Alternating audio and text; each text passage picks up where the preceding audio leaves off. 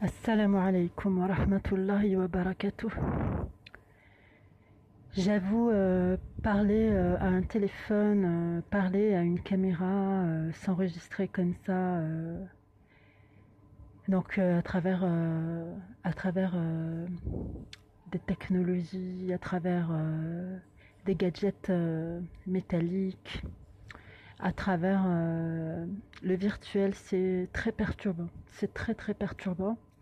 Et c'est une réalité qui nous concerne tous. Donc je veux surtout pas en faire une normalité et jouer le jeu de manière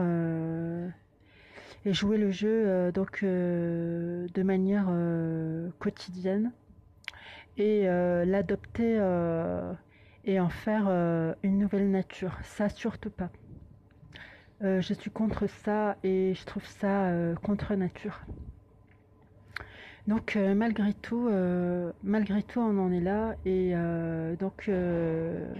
je suis en train de passer un message à travers mon téléphone. Et donc en fait, je voulais vous passer en fait un message. Et ce message, il consiste en fait à vous confier que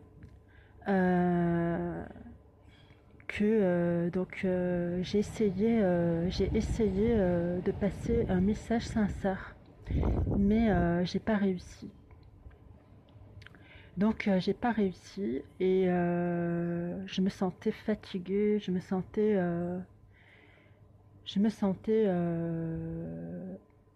sentais incapable de passer un message sincère. Et je me sentais complètement j'ai fini en fait, donc j'y croyais. J'étais persuadée de pouvoir passer un message sincère et finalement j'ai pas réussi. J'ai pas réussi et je me suis sentie complètement débordée, dépassée par tout ce qui se passe, débordée par tout ce qui nous parvient de mauvaises nouvelles, par tout ce qui nous parvient de situations alarmantes de par le monde. Et de méfaits qui touchent aussi bien les musulmans que les non-musulmans, et de cet étau de corruption, d'oppression qui se resserre sur nous et qui veut indirectement nous inviter à devenir de plus en plus égoïstes pour tenter de nous préserver de la plus mauvaise des manières.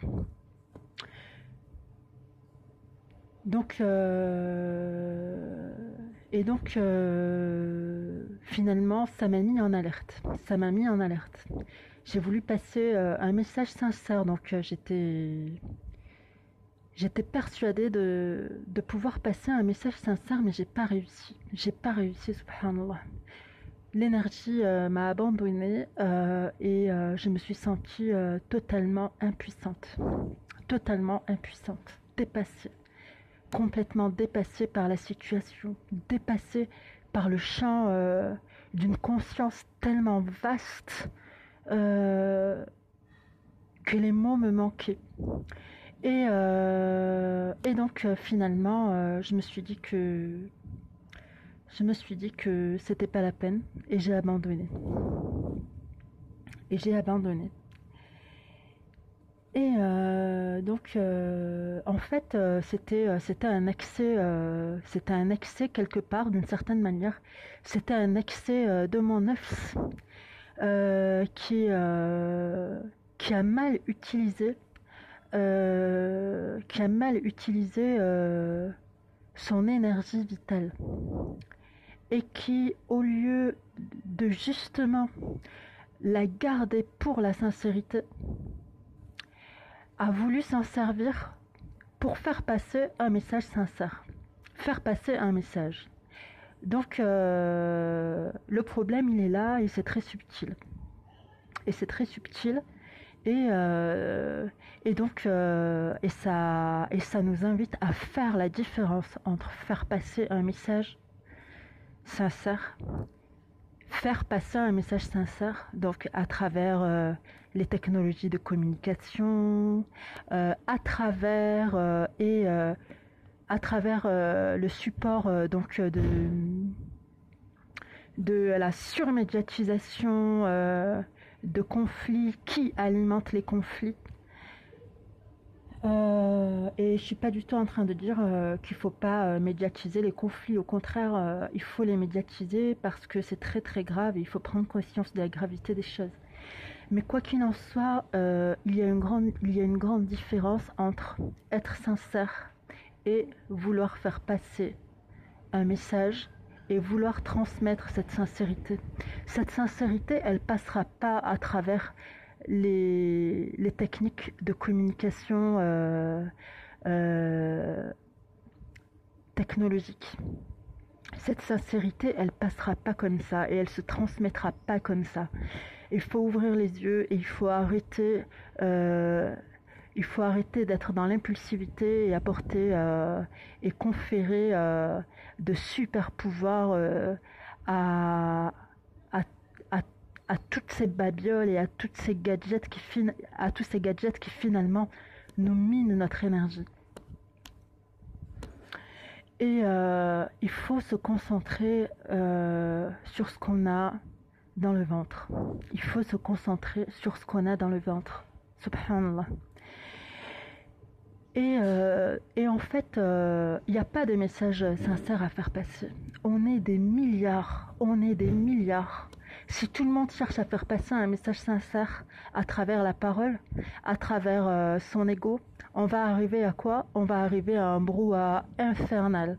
On va arriver à un désordre infernal. On va arriver à une dispute d'individualité. Chacun va chercher à avoir la parole. Chacun va chercher à se faire écouter et ça va se terminer en fitna. Ça va se terminer en fitna, ça va se terminer en désordre, ça va se terminer en trouble, trouble sur trouble. Et donc Allah subhanahu wa ta'ala nous invite à se taire et à écouter le messager d'Allah parler. Il nous invite à nous taire. La sincérité, c'est d'abord se taire. La sincérité, c'est d'abord se concentrer sur ce qu'on a dans le ventre. Et paradoxalement, quand on prétend devoir faire passer un message, on commence à oublier justement de se concentrer sur ce qu'on a dans le ventre. Et comment est-ce qu'on peut se concentrer sur ce qu'on a dans le ventre? Comment est-ce qu'on peut se concentrer sur ce qu'on a dans le ventre? Là est la grande question. Et je crois bien qu'il s'agit de choisir Allah à soi, tout simplement. Qu'il s'agit de choisir Allah à soi.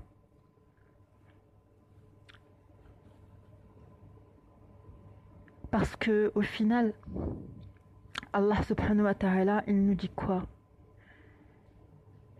Il nous dit dans la sourate Al-Kahf, qui est une sourate, en fait c'est la sourate de la caverne.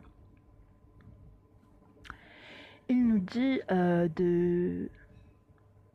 Et la caverne, c'est un grand symbole, c'est une grande symbolique, que la caverne, c'est justement se concentrer sur ce qu'on a dans le ventre, sur ce qu'on a en nous. Et si jamais on se concentre sur les parallélismes entre la caverne et notre constitution physique, on se rend compte que la caverne, elle est faite un peu comme c'est une cavité. Et notre corps, il est constitué par plusieurs cavités. Donc notre crâne est une cavité donc notre abdomen est une cavité. Et donc dans ces cavités, il se passe quelque chose de puissant, quelque chose de fort. dont on est malheureusement trop souvent diverti. Et donc Allah subhanahu wa ta'ala, il nous dit quoi? Il nous dit de réciter ce qui nous a été révélé de son livre. Il nous dit de réciter et de s'y cramponner, car on ne trouvera en dehors de lui et en dehors de sa parole, en dehors de son livre, aucun refuge. Il nous dit de faire preuve de patience en restant avec ceux qui invoquent leur Seigneur matin et soir, désirant songer à son visage, et de ne pas se divertir d'eux, et de ne pas se séparer d'eux, en cherchant le faux brillant de la vie sur terre. Et donc de ne pas se laisser divertir non plus par ceux qui ne croient pas en Allah, par ceux qui sèment la corruption sur la terre, de ne pas nous laisser divertir. Et de leur dire, mais en fait, on le dit surtout pour nous, pour se concentrer sur ce qu'on a dans le ventre, pour rester endurant, pour rester attaché à Allah, et de dire quoi? Et de dire quiconque le veut, qu'il croit, et quiconque le veut, qu'il mécroit. Car Allah subhanahu wa ta'ala a préparé un feu pour les dénégateurs. Il a préparé un feu pour les dénégateurs.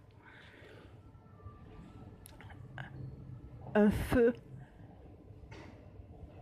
dont les flammes sont immenses et dont les flammes finissent par encercler ceux qui dénient Allah, ceux qui dénient sa parole, ceux qui oublient sa parole. Subhanahu wa ta'ala. Et donc il faut revenir au Coran.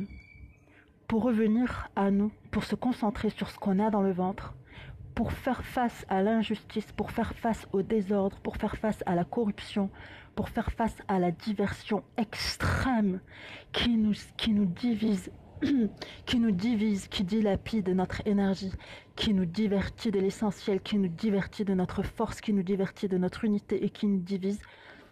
Qu'est-ce qu'on doit faire? On doit réciter le livre d'Allah. On doit préférer Allah et son livre à l'idée et à l'illusion de soi-même. Parce que quand on réfléchit bien, on se rend compte de quoi? On se rend compte que le monde est fait d'autres nous-mêmes. Le monde, il est fait d'autres soi-même. Donc si on néglige ce mode d'emploi, si on néglige ce mode d'emploi de nous-mêmes qu'Allah nous a donné, si on refuse ce mode d'emploi, si on l'oublie, si on le néglige, qu'est-ce qui va nous rester?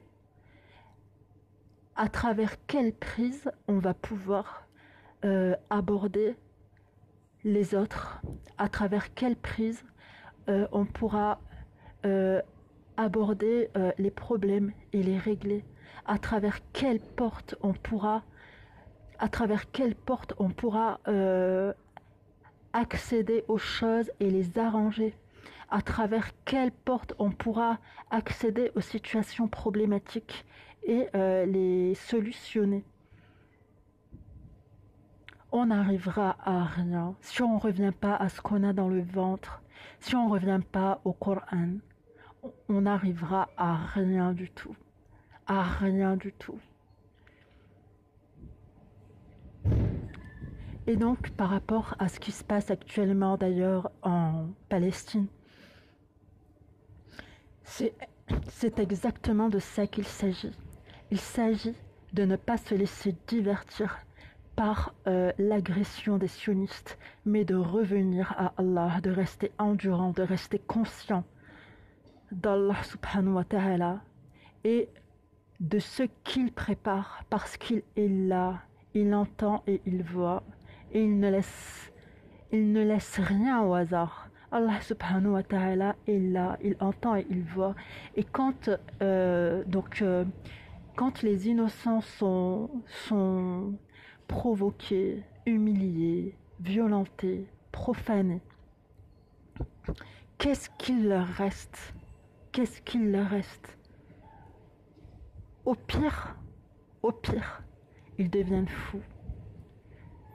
Et au mieux, ils se concentrent sur Allah et ils reviennent à lui. Ils se concentrent à ce qu'ils ont dans le ventre et ils reviennent à la parole d'Allah, car on ne trouvera en dehors de lui aucun refuge. Et qu'on vive dans l'aisance ou dans l'adversité, Allah nous invite à quoi? À réciter sa parole, car on ne trouvera en dehors de lui aucun refuge.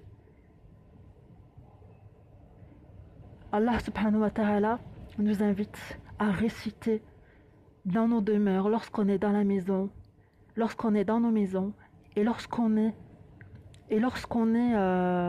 en proie comme ça à la diversion et à la dilapidation de notre énergie, de revenir à la parole d'Allah, nous concentrer sur lui, nous concentrer sur son message, nous concentrer sur sa parole, car on ne trouvera en dehors de lui aucun refuge. Et Allah subhanahu wa ta'ala nous parle de revenir à sa parole, de la réciter, pour revenir à l'essentiel, pour revenir au câble, pour revenir à la corde d'Allah. Il nous le dit à plusieurs moments dans le Coran. Il nous le dit dans la sourate 18, il nous le dit dans la sourate 33, il nous le dit dans la sourate 45. Enfin, il nous le dit en permanence, il nous rappelle en permanence de revenir à lui, de revenir à sa parole, de nous rappeler, et rappelez-vous, et rappelez-vous, et rappelez-vous. Et lorsqu'Allah subhanahu wa ta'ala nous invite à nous rappeler, il nous invite à nous rappeler d'un dépôt de mémoire universelle qui dépasse les frontières de notre mémoire à nous. Il nous invite à revenir à une mémoire universelle, à une mémoire ancestrale. Et non seulement à nous rappeler de notre petite vie, de nos parents, de ceci, de cela. Quand Allah subhanahu wa ta'ala nous dit de nous rappeler les récits des enfants d'Israël, les récits des Thamoud, etc., etc., il nous invite à nous rappeler, à méditer sur nous et au-delà de nous. Et de la même manière, quand Allah subhanahu wa ta'ala nous invite à la piété, nous invite au Coran, nous invite à réciter son livre, à observer ses enseignements. Quand Allah subhanahu wa ta'ala nous invite à la piété, il nous invite au-delà de notre individualité. Il nous invite au-delà nos frontières. Il nous invite à nous unir à tous nos frères de par le monde. Il nous invite à ne faire qu'un seul corps. Et quand on médite à ça, on se rend compte qu'en fait, on n'a peut-être pas l'assiduité pour venir en aide à nos frères et sœurs de par le monde. Et c'est pour ça qu'on se retrouve aussi divertis, aussi faibles et aussi en proie à la lâcheté d'abandonner et de finalement nous refermer, nous replier sur nos familles et sur nos petites vies mondaines et sur nos petits comptes en banque, etc., etc., sans avoir aucune efficacité. Donc pour apaiser les peines et l'oppression qui s'abat sur nos frères. Donc j'ai voulu passer un message par rapport à tout ce qui se passe de par le monde. J'ai voulu passer un message, subhanallah, et j'ai pas réussi.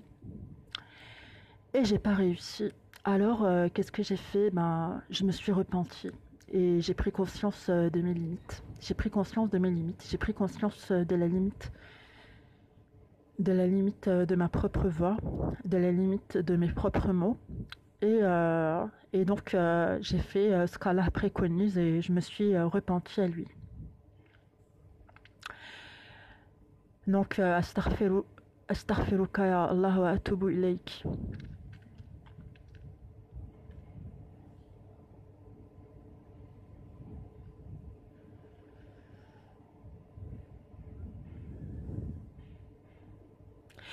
Et donc,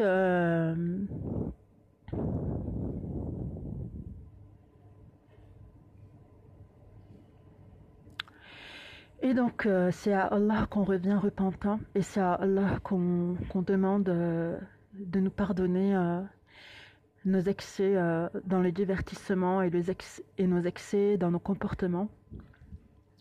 Et c'est à lui qu'on demande de revenir à sa parole. Et c'est à lui qu'on demande de revenir dans la sincérité. Et c'est à lui qu'on demande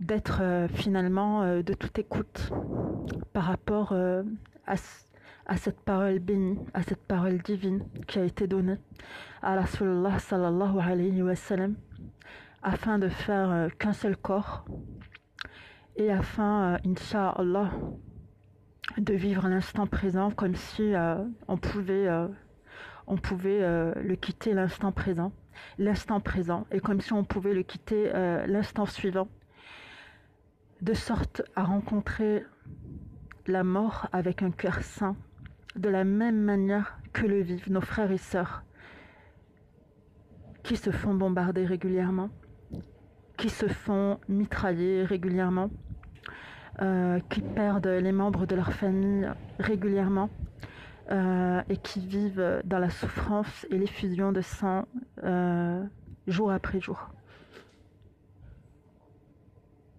Donc ce qui leur arrive, c'est pas seulement ce qui leur arrive à eux, c'est aussi ce qui nous arrive à nous. Et c'est qu'une question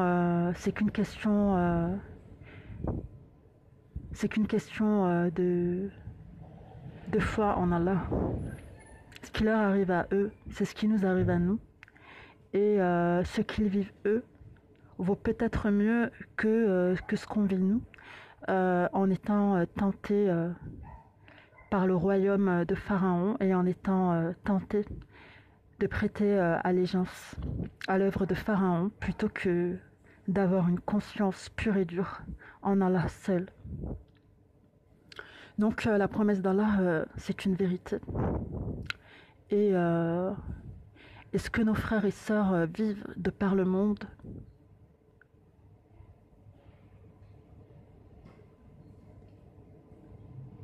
ça nous concerne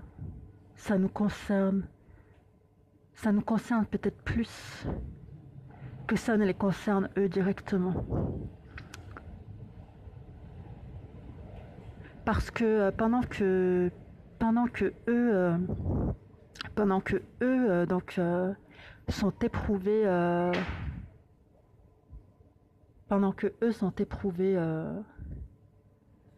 à travers leur chair et leur personne, nous on est éprouvés à travers notre sincérité et notre moralité. On est éprouvé d'une manière très très subtile, et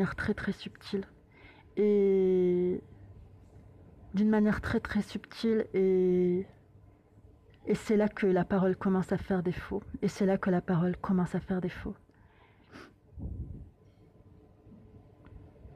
Parce que si on vivait l'instant présent comme si on pouvait mourir l'instant qui suit, comme si on pouvait quitter cette vie d'ici-bas l'instant qui suit, ou le jour suivant, ou cette nuit, on serait plus à même d'avoir une vie purifiée et d'avoir une vie efficace qui puisse évoluer petit à petit vers une situation pour nos frères et sœurs opprimés, oppressés, massacrés de par le monde. Mais il semble qu'on ne vive pas selon Kitab Allah, qu'on ne vive pas selon la royauté d'Allah et qu'on vive davantage suffi en nos richesses et en l'idée de nous-mêmes que suffi d'Allah seul, subhanahu wa ta'ala. Donc, une fois de plus, j'ai essayé de passer un message. Donc, j'ignore si j'ai réussi. Allahu a'lam. En tout cas, j'ai essayé. Et une chose est claire, notre parole ne vaut rien à côté de la parole d'Allah subhanahu wa ta'ala. Donc récite ce qui t'a été révélé du livre de ton Seigneur. Nul ne peut changer ses paroles, et tu ne trouveras, en dehors de lui, aucun refuge. Fais preuve de patience avec ceux qui invoquent leur Seigneur matin et soir, désirant sa face, et que tes yeux ne se détachent point d'eux, en cherchant le faux brillant de la vie d'ici-bas. Donc qu'Allah nous libère, qu'Allah nous accorde une vie efficace, qu'Allah nous accorde une liberté de conscience, une liberté inconditionnelle, qu'Allah par son tawhid et par son culte pur nous accorde une respiration telle qu'il n'y en a pas en dehors de lui, qu'Allah nous accorde la victoire sur les groupements infidèles qui sèment la corruption sur la terre, et qu'Allah nous accorde les joies de la foi, et qu'Allah nous accorde les joies de sa proximité. Wa astaghfirullah wa atubu ilayh. Et c'est à Allah que je me repens d'avoir prétendu porter un message autre et différent de celui porté par la sallallahu alayhi wa sallam à travers le noble Coran révélé à lui et descendu à nous. Wassalamu alaykum wa rahmatullahi wa barakatuh.